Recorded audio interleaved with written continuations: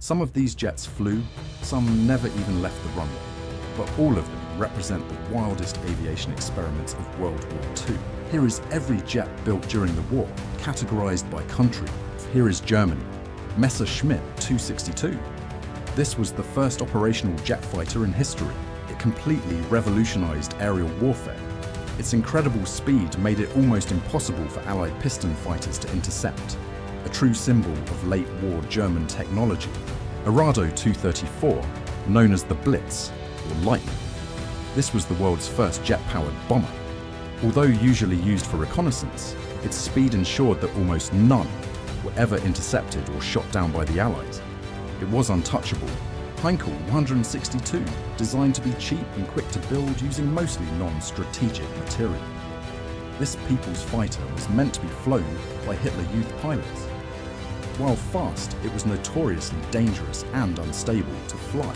Heinkel 1-78, a truly historical aircraft. This was the first plane to fly solely on turbojet power, achieving its maiden flight way back in August 1939. It proved the viability of jet propulsion, setting the stage for everything else. Heinkel 280, this early twin-engine jet fighter, was nearly ready before the Messerschmitt Me 262. It performed very well, but the RLM favored the Messerschmitt design due to its greater potential bomb and gun payload. Horten 229, a radical all-wing design, powered by twin Jumo engines. Some historians believe its shape offered unintentional stealth characteristics. It remains a spectacular, albeit barely tested, example of futuristic German engineering, Junkers 287, famous for its striking avant-garde appearance. This heavy bomber prototype featured aggressively forward-swept wings. This unique design was intended to improve low-speed handling and stability. Messerschmitt 328, designed as a small, cheap parasite fighter, intended to be carried by larger bombers. Later variants experimented with pulse jet propulsion. It never truly progressed past the glider or experimental phases. Fieseler Phi 103R. This was the manned version of the infamous V-1 flying bomb.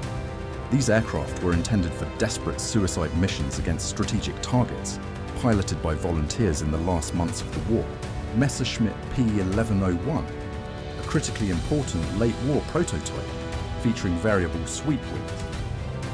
Although only partially completed, it was captured by the Americans and heavily influenced the design of the famous Bell X-5 research aircraft. Focke-Wulf TA-183, never flown, but a highly advanced jet fighter design that heavily influenced early post-war aircraft worldwide. It was the basis for successful designs like the Argentine Pulqui and the American F-86 Sabre.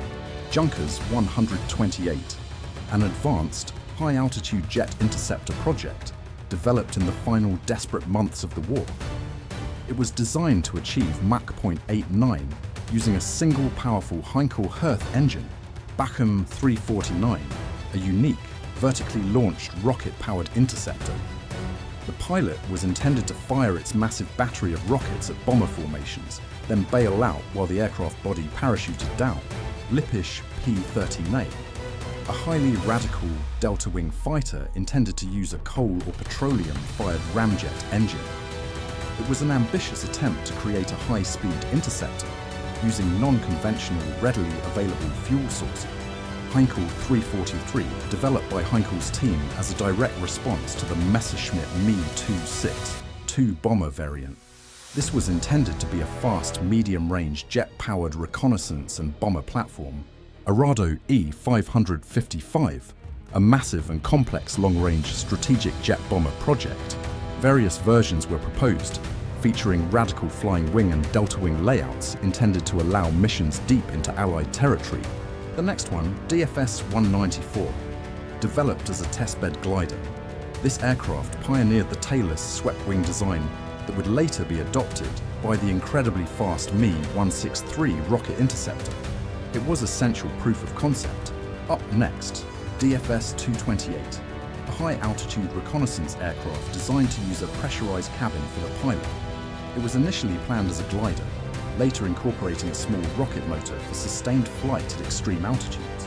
Then, DFS-346, a high-speed rocket-powered research aircraft developed in cooperation with German and Russian engineers immediately following the conflict. It was intended to investigate dangerous transonic flight characteristics. Up next, Sombold So-344, a very unusual mixed-power interceptor project.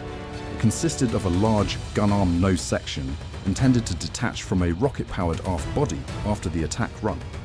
It remained a highly theoretical design study. Next up, United Kingdom. Gloucester Meteor, the only Allied jet fighter to achieve operational status during the conflict. Although faster than any piston-engine aircraft, it was used primarily to defend against V-1 rockets rather than fight German jets. Gloucester E-2839, often known as the Pioneer. This small aircraft was Britain's first successful jet-powered plane, demonstrating the practical application of Sir Frank Whittle's revolutionary engine design in flight. De Havilland Vampire, famous for its distinctive twin-boom layout.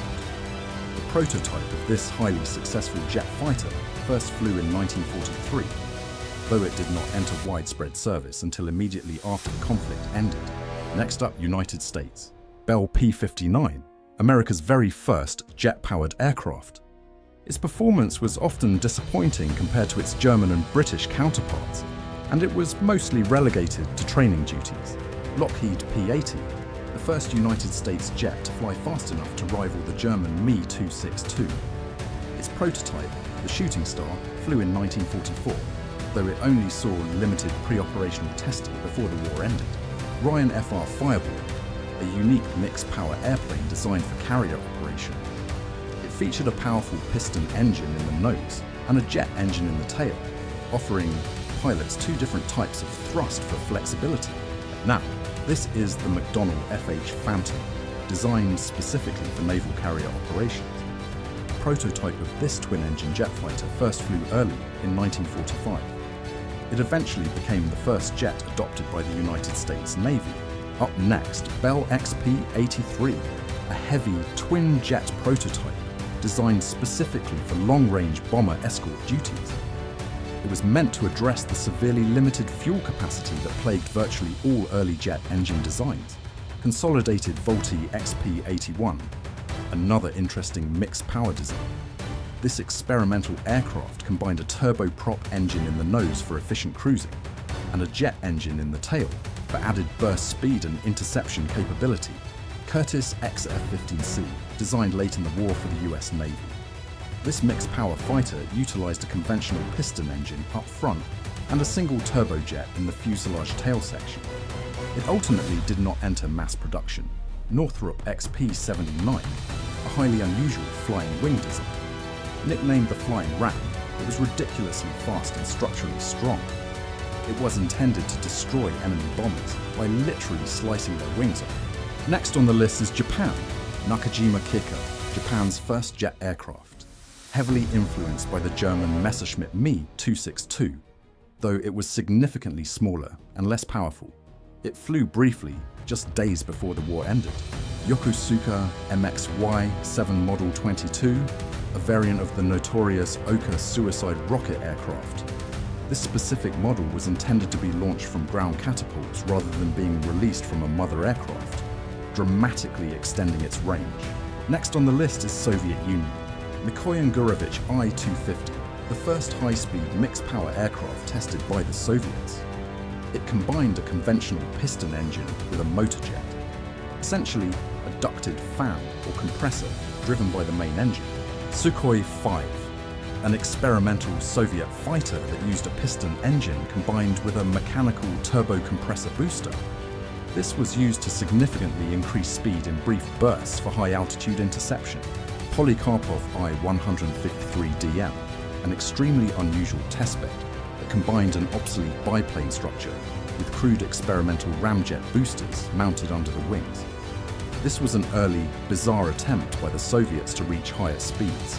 Yakovlev Yak-7 PVRD, a conventional Soviet fighter modified for high-speed research.